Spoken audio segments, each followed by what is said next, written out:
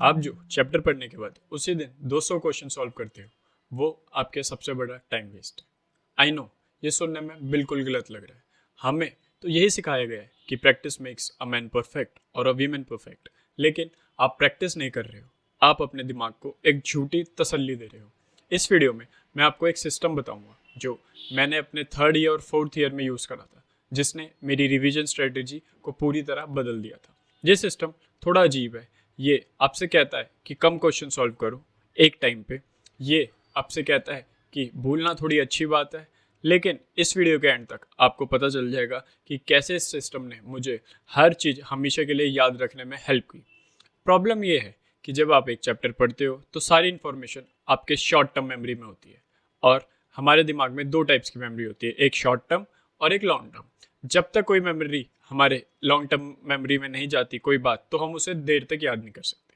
तो जब आप उसी दिन 200 क्वेश्चन सॉल्व करते हो तो आपने जो भी कुछ याद है और पढ़ा है, आपको लगता है ये चैप्टर तो मेरा मास्टर हो गया। लेकिन एक हफ्ते बाद क्या होता है, उसी चैप्टर के सवाल मॉक टेस्ट में आते हैं और आप ब्लैंक हो जाते हो। आपको लगता है यार ये तो पढ़ा था, पर शायद याद नहीं आ रहा। This is the illusion of competence. और जब तक जो भी हमने पढ़ा है हम शॉर्ट मेमोरी से लॉन्ग टर्म मेमोरी में ट्रांसफ़र नहीं कर सकते, जब तक हमें कुछ भी चीज़ देर तक याद नहीं रहेगी। मैं इस इल्यूजन में 2 साल तक फंसा रहा। मैं प्लांट किंगडम पढ़ता था, उसके 150-200 क्वेश्चन उसी दिन सॉल्व कर लेता था और बहुत अच्छा फील करता था कि आज तो बहुत प्रोडक्टिव दिन था।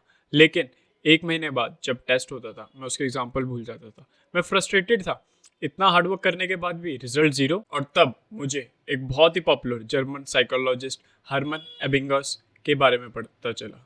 उसने एक बहुत ही सिंपल और चीज़ डिस्कवर करी थी, जिसे कहते थे द फॉरगेटिंग कर्व। ये कर्व कहता है कि आप कोई भी नई चीज़ सीखते हो तो 24 घंटे के अंदर आप उसका बहुत सारा पार्ट भूल जाते हो। आपका दिमाग नेचुरली भूलने के लिए डिज़ाइन किया गया है, क्योंकि आप पूरे दिन में इतनी मेमोरी स्टोर करते हो। तो आपसे गलती नहीं हो रही, आपका दिमाग ही वैसे काम कर रहा है जैसा उसे करना चाहिए था। This is very normal. मेरा क्लाइमेक्स मोमेंट तब आया जब मैंने सोचा, व्हाट इफ भूलना प्रॉब्लम नहीं है, व्हाट इफ भूलना एक प्रोसेस का जरूरी हिस्सा है।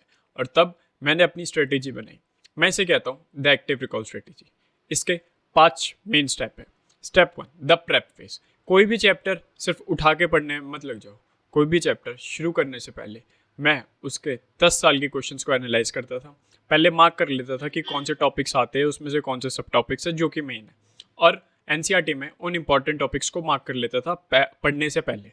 फिर मैं सारा मटेरियल उस चैप्टर का, जैसे बेस्ट 300 क्वेश्चन पहले देख लेता था कि मेरे को इस बुक से इतने क्वेश्चंस करने, इतने क्वेश्चंस करने, इतने क्वेश्चंस करने, और उसको साइड में रख देता था। अब आता है स्टेप 2।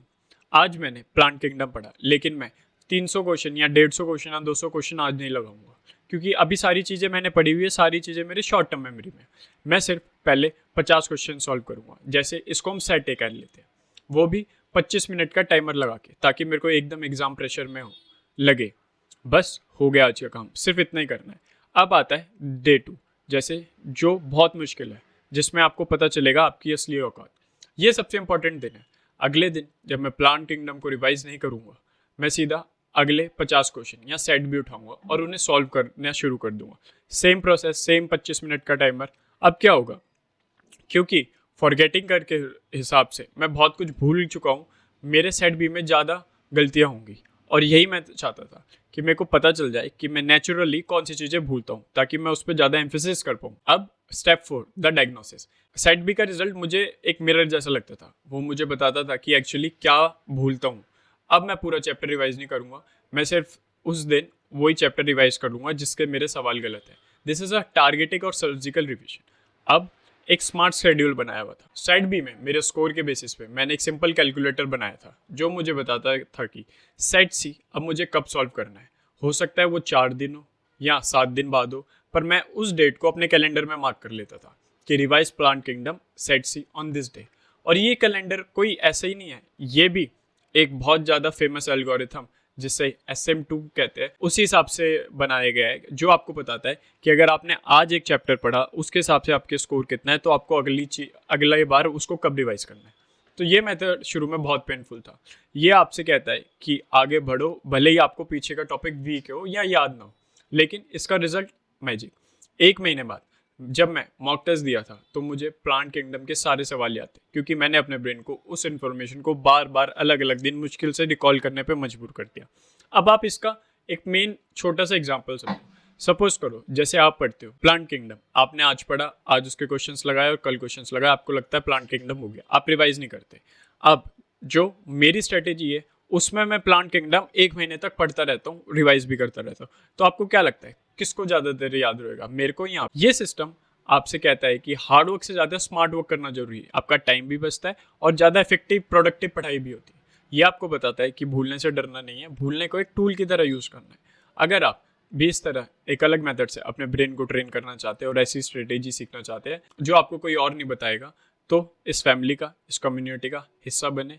नीचे सब्सक्राइब बटन पे क्लिक करें, हम इसमें सब साथ हैं। और हाँ, वही कैलकुलेटर मैंने एक एक्सेल शीट पे बना दिया है, वो शीट का भी लिंक मैं आपको नीचे दे दूंगा।